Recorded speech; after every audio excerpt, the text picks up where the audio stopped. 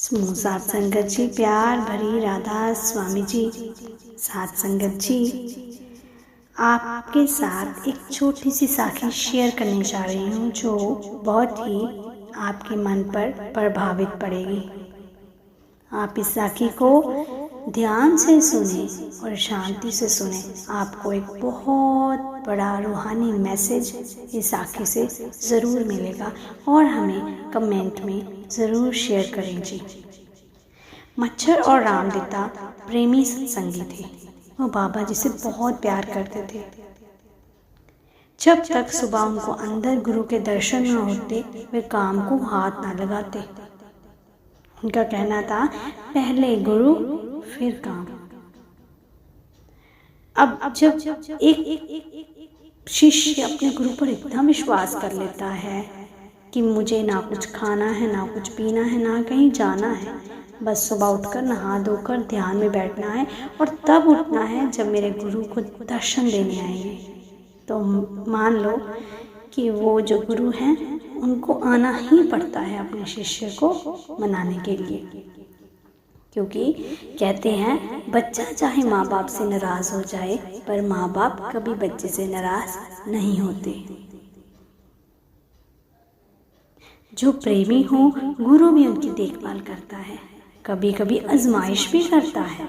तो एक बार गुरुजी ने आजमाइश करनी चाहिए। उन्होंने अपने खेतों में मक्का बोया हुआ था। उस दिन कुएं से खेतों को पानी देने की उनकी बारी थी। रामदीत ने कहा, मच्छर आज महाराज जी के दर्शन नहीं हुए। मच्छर ने जवाब दिया, मुझे भी नहीं हुए, लेकिन अगर आज पानी ना दिया तो मक्का सूख जाएगा। रामदीत बोला, सूख जाएगा तो गुरु का सूख जाएगा, हमारा क्या जाएगा। जब हम अपने पर्सनल काम जिनका सोचकर दिमाग में बोझ डालकर कि हाँ मेरा ये काम रह जाएगा, ये साखी हम पर लागू होती है। हम क्या करते हैं कि अपने दिनचर्या के काम करने के लिए भागते हैं, उस गुरु के बारे में नहीं सोचते जिसने हमें कोई बंदिश नहीं डाली कि यहाँ बैठो वहाँ बैठो, ये करो वो करो। उन्होंने तो बस एक छोटा सा प्यारा सा वचन किए हैं कि जब भी आप बैठो आपने जगह ले लेनी है, बैठ जाना है और बस ध्यान करना है। उन्होंने ये नहीं किए कि ये करो वो करो। उन्होंने कई अंधविश्वासों से दूर कर हमें उस सच्चे परमात्मा से मिलने की चाबी दी है। और हम सोचते हैं कि ये काम ही बहुत बड़ा है। हमें बैठना चाहिए क्योंकि उसने कुछ सोच समझकर हमें ये नामदान की कुंजी दी है। हमने उस कुंजी को मन के ताले में लगाकर अपनी आत्मा को वहाँ से छुड़ाकर उस लोक तक पहुँचाना है। जैसे कि ये दो भाई सत्संगी गुरु जी से बहुत प्रेम करते थे।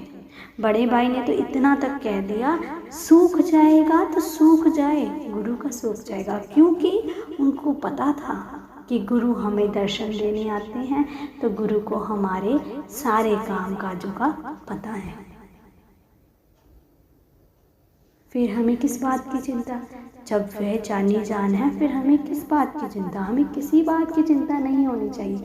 आप आज अपना कोई काम गुरु पर छोड़ दो और भजन सिमरन पर बैठ जाओ। अपने सारे काम छोड़ छाड़ कर भजन सिमरन पर बैठ कर देखो, आपके सारे काम हो जाएंगे। बात तो विश्वास की है। विश्वास करेंगे तो कहाँ से कहाँ पहुँचा दे, ये उसकी लीला है। हम विश्वास ही तो नहीं करते। हम सोचते हैं कि अगर मैंने ये काम नहीं किया तो पता नहीं क्या हो जाएगा।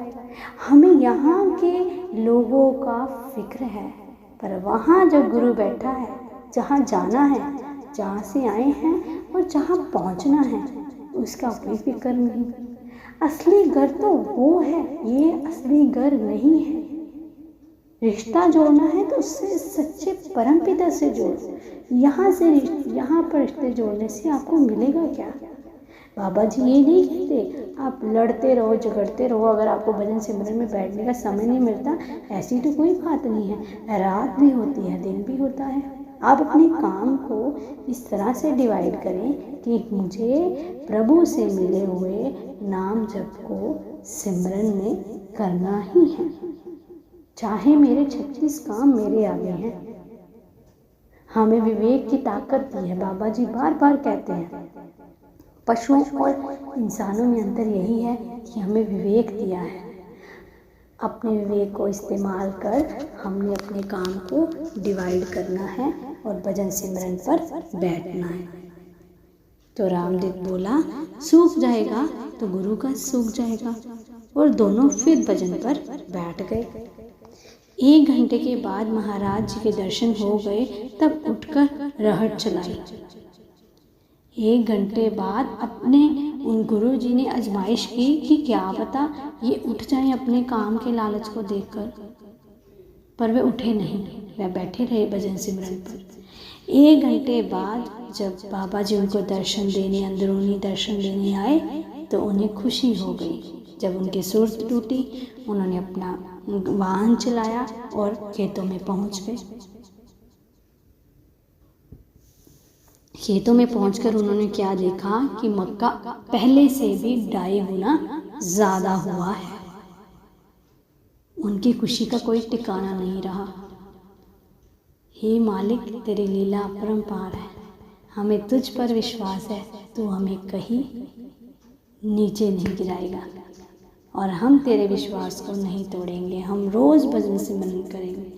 सतगुरु हमेशा शिष्य के अंग संग होते हैं।